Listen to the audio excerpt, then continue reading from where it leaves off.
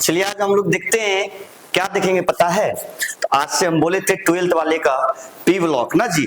P block हम chapter नहीं पढ़ा रहे हैं, आपको ध्यान में आना चाहिए, केवल बोर्ड के लिए हम बता रहे हैं। जो क्वेश्चन आपके बोर्ड में आएगा आपको पता होना चाहिए। और ऐसा नहीं सोचिएगा आप लोग कि पूर्ण चैप्टर आपका एप्लीकेशन पे चल रहा है। ठीक है, आज जो हम लोग देखेंगे वो देखेंगे कि जितने भी क्वेश्चन बोर्ड में आएंगे ना उसको केवल हम लोग करेंगे, लेकिन वो तरीका नहीं है कि केवल क्वेश्चन आंसर को रटवा देना, नहीं, उसको हम सिखाते हैं कि कैसे क्वेश्चन आंसर करते हैं, कैसे ऑब्जेक्टिव बनता है। ठीक है, वैसे तो आप जानते हैं, ये पढ़े होंगे आप, ऑफलाइन बैच में भी पढ़े होंगे या कहीं भी पढ़े होंगे आप। ठीक है, पढ़े होंगे पी ब्लॉक। तो पी ब्लॉक में बहुत सारा ऐसा बात होता है जिसको समझना पड़ता है। और अभी हम लोग देखेंगे कि ये जो आपको पीछे में दिख रहा है क्या, आवर्त सारणी दिख रहा है ना, उसी चीज को भी हम लोग देखेंगे, बहुत अच्छे तरीका से सीखेंगे। रेगुलर आपको क्लास मिलेगा, आप देखते रहिए। और ये पी ब्लॉक का मोस्ट इंपॉर्टेंट सब क्वेश्चन हम करेंगे जो 100% आएगा। ठीक है, बड़ी जोर इंपॉर्टेंट है, आपको पता होना चाहिए। ठीक है, आइए इसको ध्यान से देखिएगा। तो ये जो आप पीछे देख रहे हैं पीरियोडिक टेबल, आवर्त सारणी, इसमें इसको 4 भागों में बांट दिया है।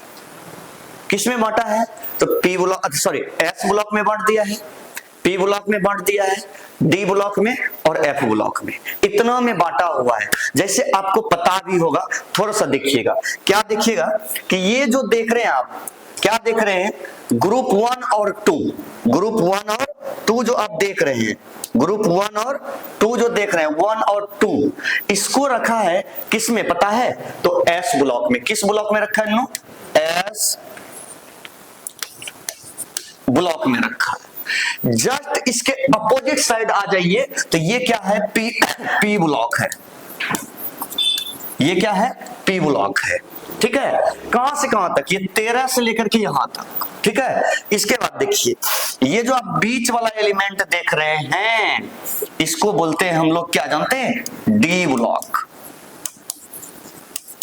ठीक है, अच्छा, अब जो यहां ये देखते हैं, ये दोनों महाशय को, ये दोनों को हम लोग बोलते हैं एफ ब्लॉक। क्या बोलते हैं, एफ ब्लॉक बोलते हैं। और क्या कहते हैं, आपको पता होना चाहिए कि इसको क्या बोलते हैं, एफ ब्लॉक बोलते हैं।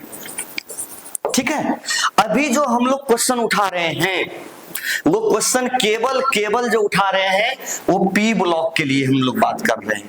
किसके लिए, पी ब्लॉक के लिए। इसमें मुख्य रूप से आपको जो जानना है कि पी ब्लॉक में क्या क्या चीज आते हैं, कौन कौन सा आते हैं, इसके बाद इसका ऑक्सीडेशन नंबर क्या होगा, और इसका बातें एक एक चीज हम लोग जानेंगे। इसका रासायनिक गुण क्या है, भौतिक गुण क्या है, ये सब चीज आपको हम बताए भी हैं। लेकिन एक बात बताइए सबसे पहले कि ये जो पी ब्लॉक एलिमेंट देख रहे हैं, एक ऐसा, ये आवर्त सारणी का एक ऐसा पार्ट है जिसमें तीनों चीज मिलता है। पता है क्या क्या, धातु, अधातु, उपधातु सब मिलता है। अलग से आपको वीडियो में हम बता देंगे, धातु, अधातु, उपधातु के लिए ट्रिक बता देंगे।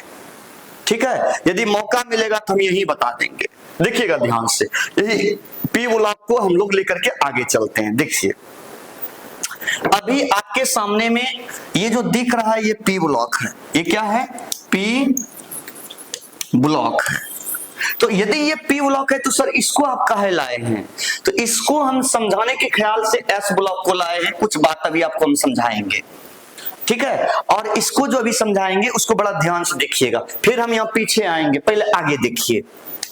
देखिए अभी जो हम समझाए थे, क्या समझाए थे, देखिए तो कि यही समझाए थे, हाइड्रोजन है, ये क्या है, लिथियम है, ये क्या है, सोडियम है, ये पोटेशियम है, और इस चीज को हम लोग बोलते हैं वर्ग। पता होना चाहिए आपको, इसको वर्ग बोलते हैं। क्या बोलते हैं, वर्ग बोलते हैं।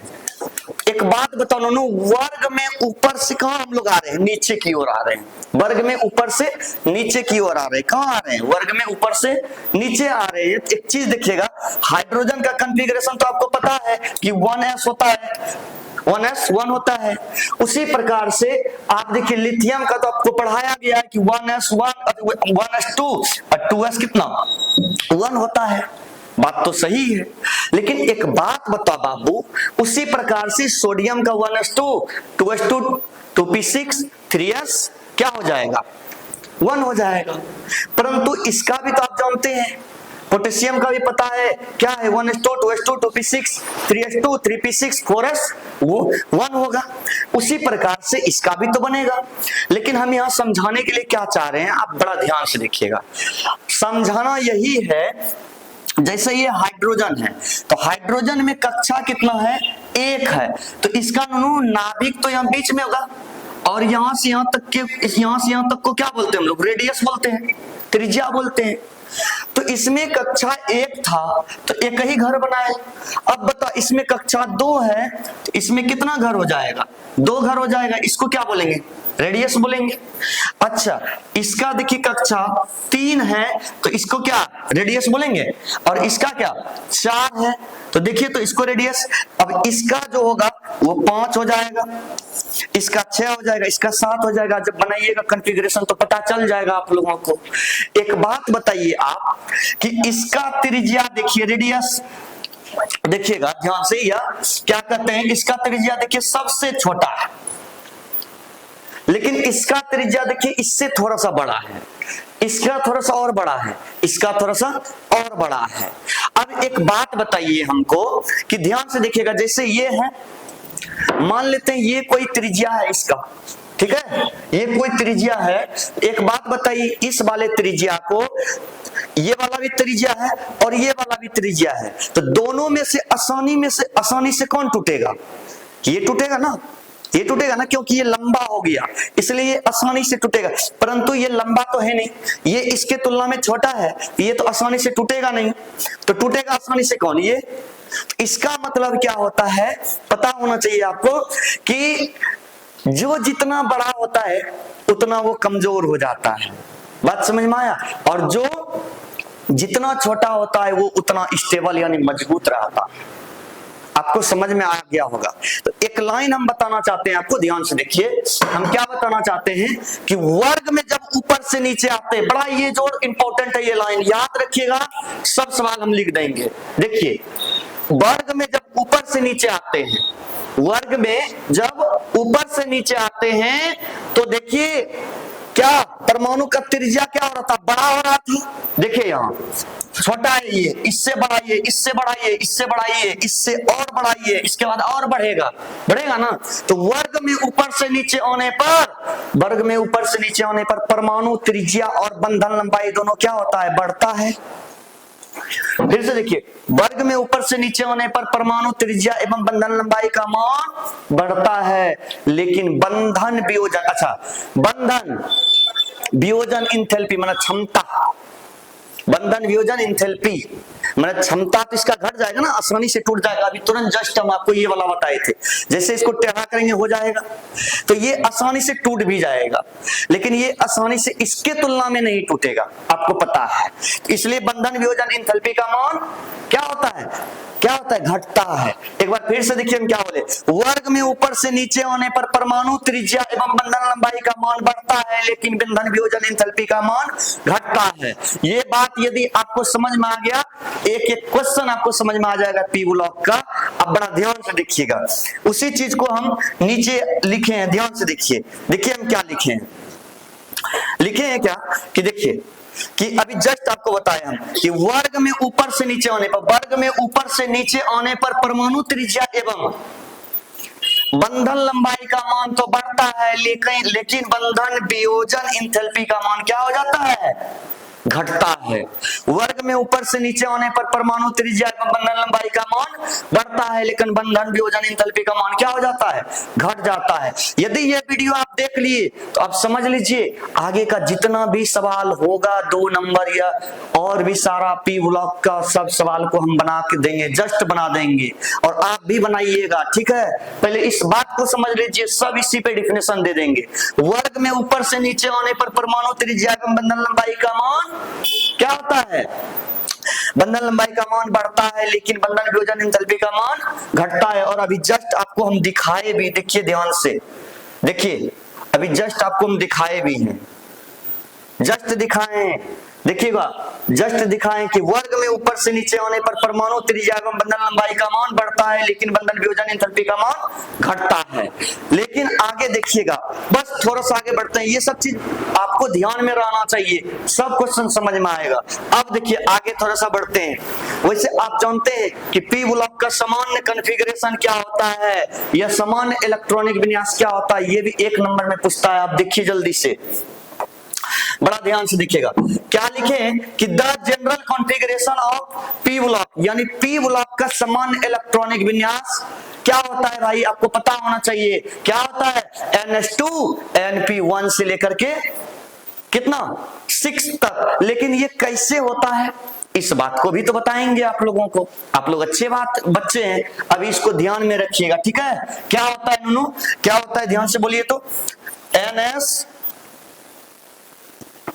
NS2 और NP कितना 1 से लेकर 6, इसको ध्यान में रखिएगा, यही होता है the general configuration of P block. अच्छा, इसके बाद आपसे ना एक ऑब्जेक्टिव ये है, और दूसरा जो आपसे पूछेगा कि पी ब्लॉक का जो एलिमेंट है उसका मैक्सिमम और मिनिमम ऑक्सीडेशन नंबर कैसे निकालें।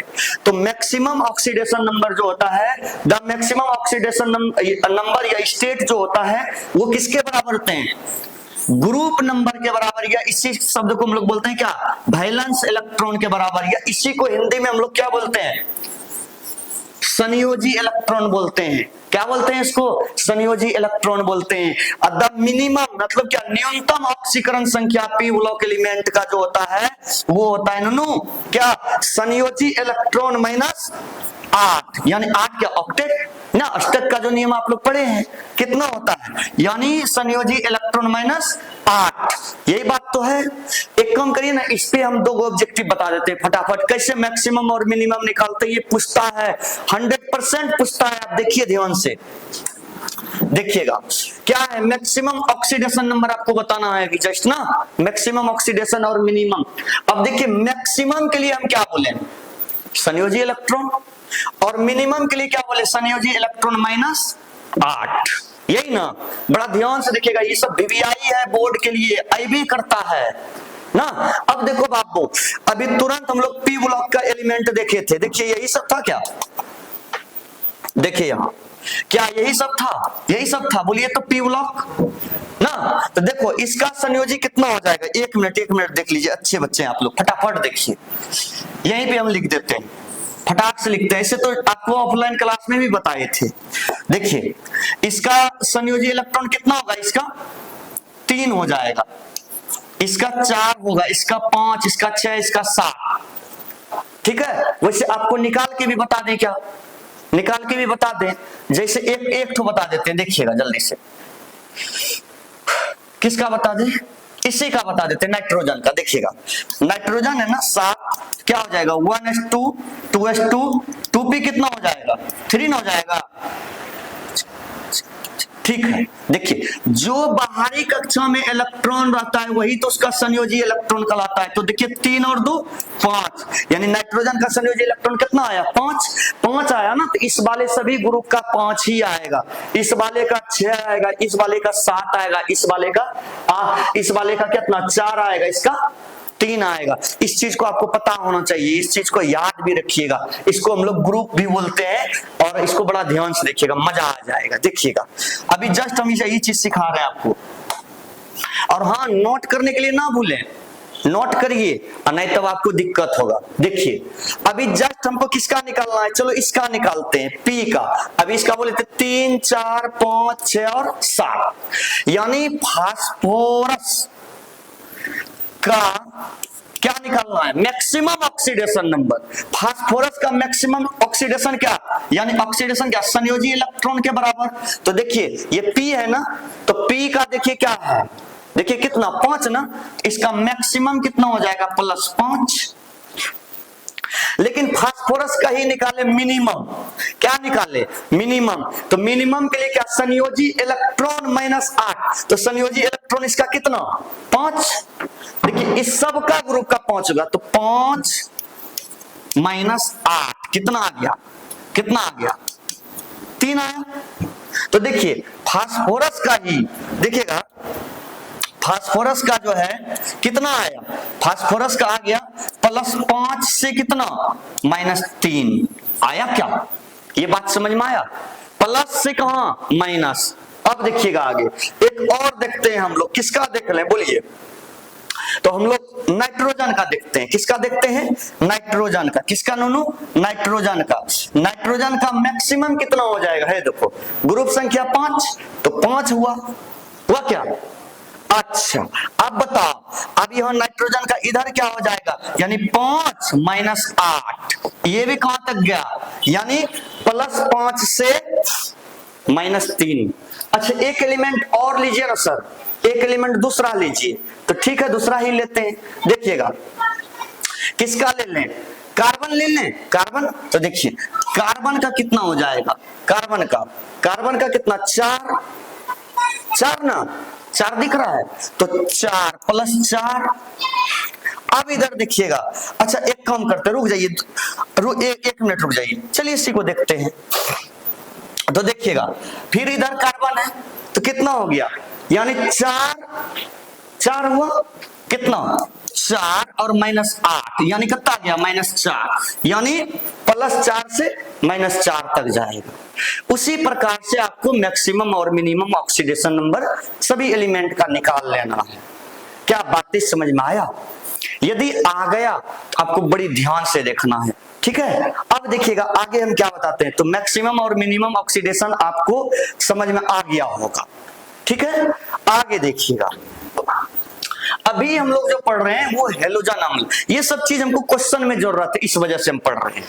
तो देखो नूनू, जब वर्ग में ऊपर से नीचे आते हैं, जब वर्ग में ऊपर से नीचे आते हैं, तो देखो परमाणु त्रिज्या बढ़ रहा है क्या, यहाँ देखो फ्लोरीन का सेम है, लेकिन यहाँ क्लोरीन का देखो बढ़ गया, थोड़ा और बड़ा हो गया, इसका देखो और बड़ा हो गया, इसका देखो और बड़ा हो गया, लेकिन हाइड्रोजन का देखो सब एक ही समान है या नहीं है।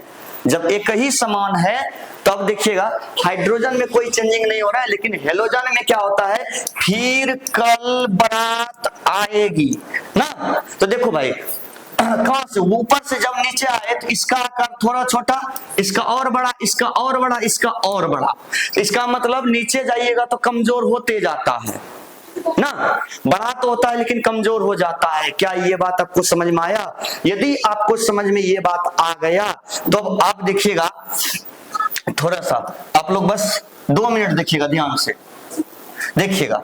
अब एक चीज आपको पता होना चाहिए कि ये सब चीज को आपको कंप्लीट कर लेना है, और कल आपको हम जो है पी ब्लॉक का बड़ा क्वेश्चन करवाएंगे, और ये विशेष 12th वाले को ध्यान देना है, ठीक है। कोई तकलीफ, आज हम यहीं तक छोड़ते हैं क्लास, और कल आपसे मिलेंगे लंबे वीडियो में और लंबे क्लास के साथ। लेकिन हाँ ये मत सोचिएगा कि चैप्टर पढ़ाए, नहीं, चैप्टर का कुछ बात कास्टिंग है ताकि आपका सब क्वेश्चन बन जाए, और हम बनवा भी देंगे, गारंटी है 100%। लेकिन इतना आप कंप्लीट करके आइएगा जितना हम बताए हैं,